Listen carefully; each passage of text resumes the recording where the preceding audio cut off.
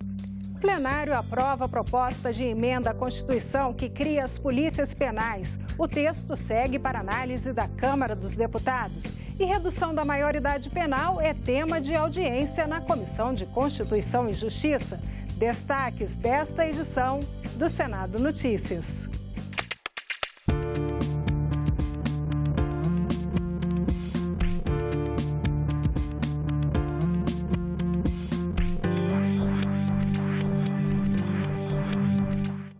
Olá, boa noite.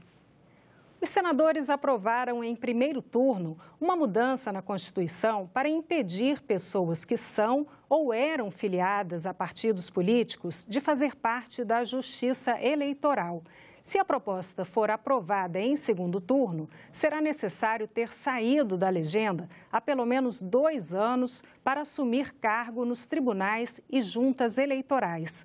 Outra emenda constitucional terminou a votação no Senado e agora vai para a Câmara. Ela cria a Polícia Penal. Vamos ver o que isso significa? A emenda constitucional transforma os cerca de 70 mil agentes penitenciários em policiais penais. Com isso, eles passam a ter os mesmos direitos das outras carreiras policiais. A profissão é considerada a segunda mais perigosa do mundo pela Organização Internacional do Trabalho. E olha que no Brasil, a população carcerária passa de 600 mil presos. Quem pode fazer revista pessoal em um cidadão com poder de polícia. Nós fazemos isso sem esse poder. Então, esse empoderamento será nos dado hoje. Nós estaremos combatendo o crime dentro das unidades penais, de fato e de direito, com o empoderamento de polícia, com o poder do Estado, revestido desse poder de Estado. Para começar a valer, a PEC ainda precisa ser aprovada pela Câmara dos Deputados e depende de uma lei do Poder Executivo para regulamentar a carreira. A proposta da PEC 14 vem suprir uma lacuna, preencher um vazio no que diz respeito à resposta que o Estado deve dar à sociedade que clama por segurança ao reassumir o controle dos presídios esses que na sua esmagadora maioria estão sob o controle e domínio do crime organizado. Não permitam que aconteça com os senhores e com as armas que os senhores portarão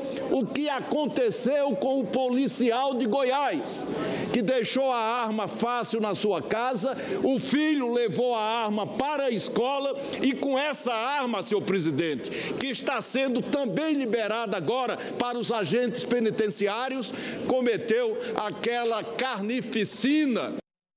Os senadores aprovaram urgência para o projeto que regulamenta aplicativos como Uber e Cabify. Isso significa que agora o projeto será votado diretamente em plenário, sem precisar passar pelas comissões. A votação deve ser realizada na próxima terça-feira. A movimentação por aqui começou logo cedo. A segurança também foi reforçada para garantir acesso igual aos representantes dos taxistas e dos aplicativos. Então, se eu até agora, mas a vitória é certa.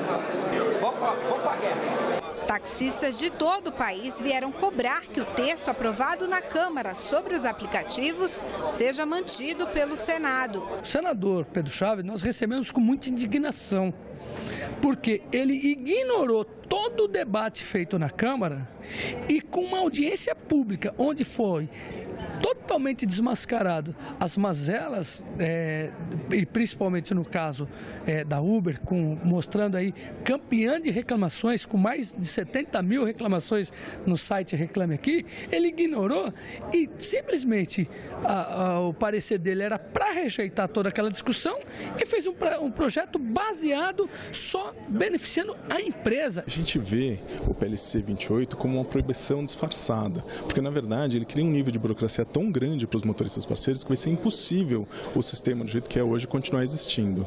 Mas, por outro lado, tem o texto do relator Pedro Chaves, que ele cria padrões para esse sistema e, no final das contas, esse tipo de lei cria efetivamente uma regulação, não uma proibição. O projeto estava pronto para ser votado na Comissão de Ciência e Tecnologia, mas sem consenso, a decisão acabou ficando para o plenário. Os senadores concordaram em votar o projeto que veio da Câmara dos Deputados. Os pontos considerados polêmicos devem ser isolados do texto para que sejam vetados pelo presidente da República. Senadores votam nesta quarta-feira projeto da Câmara dos Deputados que regulamenta os acordos de leniência entre as instituições financeiras, o Banco Central e a Comissão de Valores Mobiliários. Esse projeto substitui uma medida provisória que perdeu a validade essa semana e não chegou a ser votada. O projeto já foi debatido na comissão nesta terça-feira. Ele entrou como extrapauta exatamente para não deixar um vácuo na legislação, já que a MP 784 perdeu a validade no início desta semana. A medida provisória estabelecia novas regras de punições a instituições financeiras e do mercado de capitais reguladas pelo Banco Central e pela Comissão de Valores Mobiliários, além de permitir a aprovação de acordos de leniência. A MP previa, entre outras medidas, a cobrança de multas e a definição das infrações que poderiam ser punidas. O projeto, já aprovado pela Câmara dos Deputados, repete parte do conteúdo da medida provisória, mas reduz o valor do teto das multas propostas na MP em caso de fraudes no sistema financeiro. Alguns senadores questionaram a rapidez para votar o projeto. Eu pergunto aos colegas, nós estamos confortáveis para votar esta matéria? Aqui há uma questão grave, que é a redução do valor desta multa. Há hoje, com relação à tramitação das matérias, sobretudo das medidas provisórias, um tempo que, ao final, coloca o Senado, muitas vezes, diante de uma situação muito difícil, que é essa da exiguidade. Agora, eu posso afirmar a Vossa Excelência, com absoluta convicção, de que esse projeto é um avanço. A redução da maioridade penal voltou a ser debatida hoje na Comissão de Constituição e Justiça, que deve votar propostas relacionadas ao tema na semana que vem. Menores de 18 anos devem ou não responder criminalmente pelos seus atos. O debate é antigo e de difícil consenso. O sistema carcerário presidiário do Brasil, ele não só não recupera, mas ele profissionaliza as pessoas dentro do crime organizado. Então, ao invés de falarmos em diminuição da maioridade penal, que agora eles propõem de 18 para 16 anos, e brevemente proporão de 16 para 12 e daí para frente, o que nós precisamos falar é sobre educação, é sobre a perspectiva e a formação da juventude brasileira. E eu acho que as coisas não podem continuar como está. Pessoas, jovens infratores com 17 anos, 16 anos, enfim, tirando a vida de pessoas inocentes, assaltando, violentando, estuprando e reincidindo nesses crimes, trazendo angústia, trazendo infelicidade para muitas famílias. 4 propostas de emenda à Constituição que tramitam em conjunto aqui no Senado prevêem a redução da maioridade penal. A que tem parecer favorável do relator senador Ricardo Ferraço estabelece que jovens entre 16 e 18 anos poderão ser condenados se cometerem crimes considerados hediondos, como estupro, homicídio doloso ou lesão corporal seguida de morte. De acordo com o texto, eles deverão cumprir pena em local separado dos maiores de 18 anos. No debate na Comissão de Constituição e Justiça, que deve votar a proposta na semana que vem, os participantes foram unânimes em criticar a proposta. Nós sabemos que apenas 4% do total de delitos registrados no país são cometidos por adolescentes. Com relação aos delitos graves, como estupro, esses números são ainda mais reduzidos. Ou seja, do ponto de vista da redução da criminalidade, a diminuição da idade penal não apresentaria resultados relevantes. A redução não é realmente a resposta que a gente precisa melhorar o sistema socioeducativo. Embora seja tentador pensar que o tratamento mais severo aumentará a segurança pública, a evidência de países que tentaram esse tipo de abordagem mostra que isso não é verdade. Algumas religiões consideram o sábado um dia sagrado.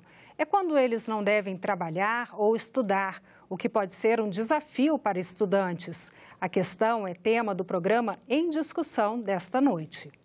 Olá, pessoal! Vocês sabiam que até o ano passado, quando faziam o Enem, os sabatistas entravam nas salas no mesmo horário que todo mundo, mas tinham que ficar confinados, sem poder olhar do lado, sem poder falar com ninguém e nem ler nada, até o pôr do sol. Só aí eles faziam as provas e saíam super tarde.